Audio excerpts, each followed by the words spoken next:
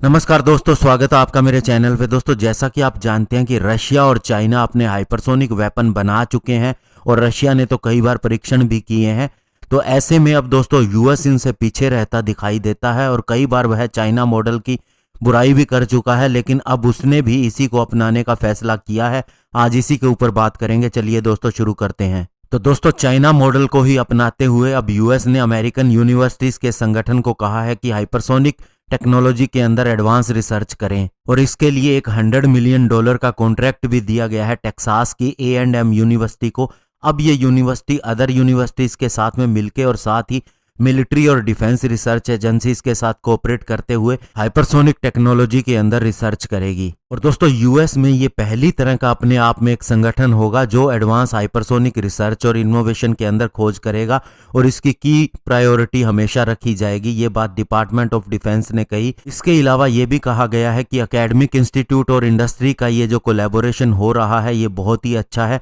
और इससे हमारी फ्यूचर में वार फाइटिंग कैपेबिलिटी को बढ़ाने के लिए डेवलपमेंट होगी और इस तरह से टेक्नोलॉजी ट्रांसफर को भी स्ट्रेंथ मिलेगी और साथ ही एक वर्कफोर्स भी क्रिएट होगी। और दोस्तों, आपको बता दें कि चाइना की पीपल्स लिबरेशन आर्मी रेगुलरली ये काम करती है कि चाइनीज यूनिवर्सिटीज को बढ़ावा दिया जाता है मिलिट्री रिसर्च के लिए, उसके अंदर खोज के लिए, और बाद में इसको डिफेंस इक्विपमेंट विकसित करने के लिए इस्तेमाल किया जाता है। लेकिन वेस्ट की बात करें तो वह इस अप्रोच को अभी तक गलत मानता रहा है, क्योंकि उसका मानना यह है कि इससे सेंसिटिव इंफॉर्मेशन का प्रोलिफरेशन यानी कि ये लीक भी हो सकती है और साथ ही इससे बहुत ज़्यादा खतरा भी है। और यूएस और यूके पहले चाइना को वार्न भी कर चुके हैं कि वह अपनी यूनिवर्सिटी का इस्तेमाल मिलिट्री रिसर्च के पर्पज से न करे। इसके अलावा यूएस का यह भी कहना है कि उनका एकेडमिक और रिसर्च इन्वायरमेंट बहुत ही ओपन है, उनकी यूनिवर्सिटीज़ के अंदर बहुत ही ओपनली काम होता है। ऐसे में चाइनीज गवर्नमेंट इस तरह की पॉलिसीज बनाती है कि वह अपने ब्राइट स्टूडेंट को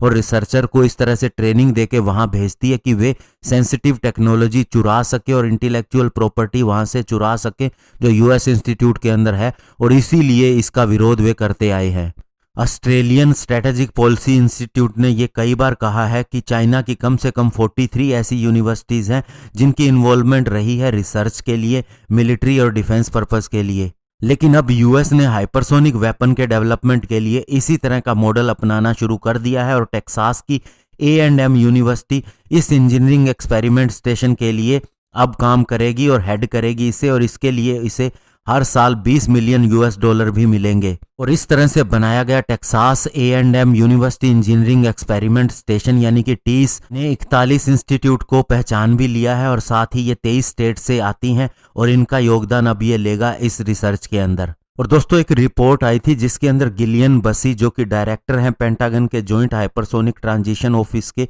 बताते हैं कि हाइपरसोनिक डेवलपमेंट एक्टिविटी जो चाइना के अंदर हो रही थी, जिसके अंदर एकेडमिक रिसर्च पेपर भी देखे गए हैं, उसके अंदर देखा गया कि बहुत से कॉलेज स्टूडेंट को सीधा हाइपरसोनिक टेक्नोलॉजी को एक्सपोज करने के लिए इस्तेमाल किया गया और उन्हें सारी चीज़ों की जानकारी दे दी गई, जिसके अंदर हाइपरसोनिक व्हीकल डेवलपमेंट, उसका डिज़ाइन, फ्लाइंग एक्सपेरिमेंट प्रोटोटाइप का, और इसके अलावा वाइन टनल टेस्ट भी शामिल है। लेकिन अमेरिका के एक्सपेरिमेंट में अब जो यूएस यूनिवर्सिटीज़ का कंसोर्टियम बनाया गया है, ये एक व्हीकल बनाएगा और इसे फ्लाई करेगा, और ये कंसोर्टियम अब अगले हफ्ते से ही काम शुरू कर देगा और military service, defence research agencies और बाकी गवर्नमेंट ऑर्गेनाइजेशन जैसे कि national aeronautic and space administration और एनर्जी डिपार्टमेंट के साथ मिलके भी काम करेगा, यानी कि नासा के साथ मिलके काम करेगा। तो दोस्तों, कहने का मतलब ये है कि अब हाइपरसोनिक टेक्नोलॉजी के अंदर जब यूएस ने देखा कि वह पिछड़ रहा है चाइना और रशिया से, तो उसने इसी तरह का प्रयास करने की कोशिश की है। और दोस्तों, इंडिया के अंदर भी